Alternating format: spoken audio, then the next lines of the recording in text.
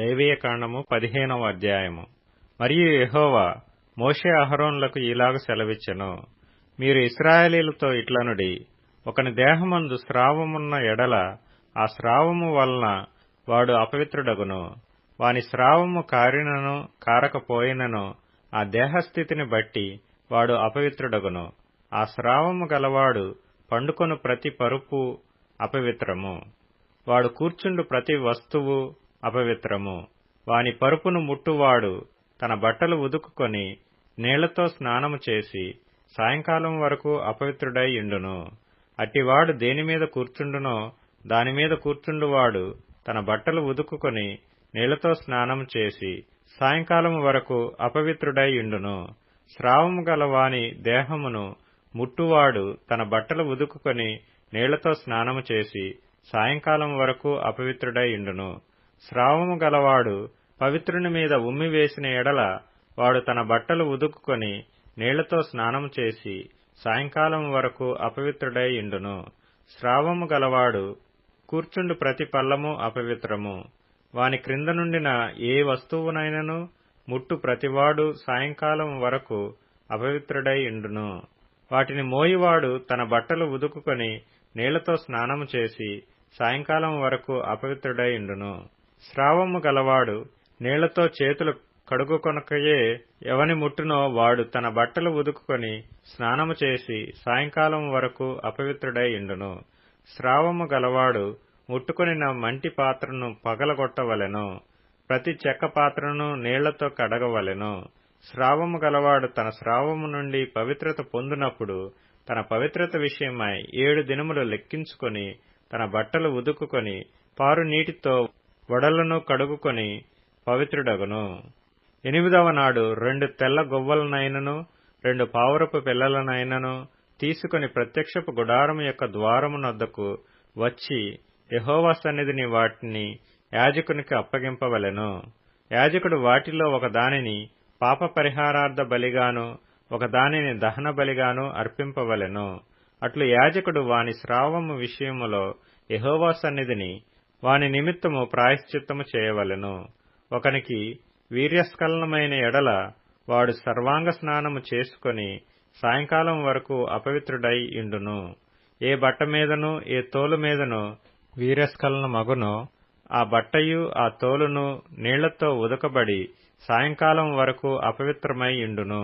వీర్యస్ఖలనమగునట్లు స్త్రీ పురుషులు శయించిన ఎడల వారిద్దరూ నీళ్లతో స్నానము చేసి సాయంకాలం వరకు అపవిత్రులై యుందురు.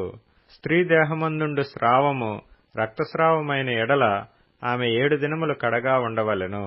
ఆమెను ముట్టువారందరూ సాయంకాలం వరకు అపవిత్రులగుదురు. ఆమె కడగా ఉన్నప్పుడు ఆమె దేనిమీద పండుకొనునో అది అపవిత్రమగును. ఆమె దేనిమీద కూర్చుండునో అది అపవిత్రమగును. ఆమె పడకను ముట్టు ప్రతివాడు తన బట్టలు ఉదుకుకొని నీళ్లతో స్నానము చేసి సాయంకాలం వరకు అపవిత్రుడై యుండును. ఆమె దేనిమీద కూర్చుండునో దాని ముట్టు ప్రతివాడు తన బట్టలు ఉదుకుకొని నీళ్లతో స్నానము చేసి సాయంకాలం వరకు అపవిత్రుడై యుండును. అది ఆమె పరుపు మీదనైనను ఆమె కూర్చుండిన దాని మీదనైనను ఉండిన ఎడల దానిని ముట్టువాడు సాయంకాలం వరకు అపవిత్రుడై యుండును. ఒకడు ఆమెతో శయనించుచుండగా ఆమె రజస్సు వానికి తగిలిన ఎడల వాడు 7 దినములు అపవిత్రుడగును. వాడు పండుకొను ప్రతి మంచము అపవిత్రము. ఒక స్త్రీ కడగా ఉండు కాలమునకు ముందుగా ఆమె రక్తస్రావము ఇంకా అనేక దినములు స్రవించినను ఆమె కడగా నుండు కాలమైన తరువాత స్రవించినను ఆమె అపవిత్రత ఆమె కడగా నుండి దినములలో వలెనే ఆ స్రావ దినములన్నీయూ ఉండును. ఆమె అపవిత్రురాలు. ఆమె స్రావ దినములన్నీయూ ఆమె పండుకొను ప్రతి మంచము ఆమె కడగా నున్నప్పటి మంచము వలె ఉండవలెను. ఆమె దేనిమీద కూర్చుండునో అది ఆమె కడగా ఉన్నప్పటి అపవిత్రత వలె అపవిత్రమగును. వాటిని ముట్టు ప్రతివాడు అపవిత్రుడు. వాడు తన బట్టలు ఉదుకుకొని నీళ్లతో స్నానము చేసి సాయంకాలం వరకు అపవిత్రుడై యుండును. ఆమె ఆ స్రావము కుదిరి పవిత్రురాలైన ఎడల ఆమె 7 దినములు లెక్కించుకొని అవి తీరిన తరువాత పవిత్రురాలగును. 8వ నాడు ఆమె 2 తెల్ల గువ్వలనైనను 2 పావురపు పిల్లలనైనను ప్రత్యక్షపు గుడారము యొక్క ద్వారమునకు యాజకుని యొద్దకు తేవలెను. యాజకుడు ఒకదానిని పాపపరిహారార్థ బలిగాను ఒకదానిని దహన బలిగాను అర్పింపవలెను.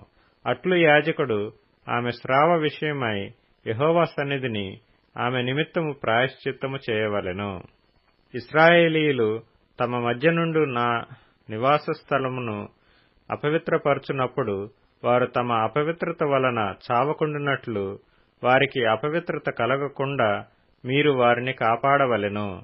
స్రావము గలవాని గూర్చియు వీర్యస్ఖలనము వలని అపవిత్రత గలవాని గూర్చియు కడగానున్న బలహీనురాలిని గూర్చియు స్రావము గల స్త్రీ పురుషులను గూర్చియు అపవిత్రురాలితో శయనించువాని గూర్చియు విధింపబడినది ఇదే.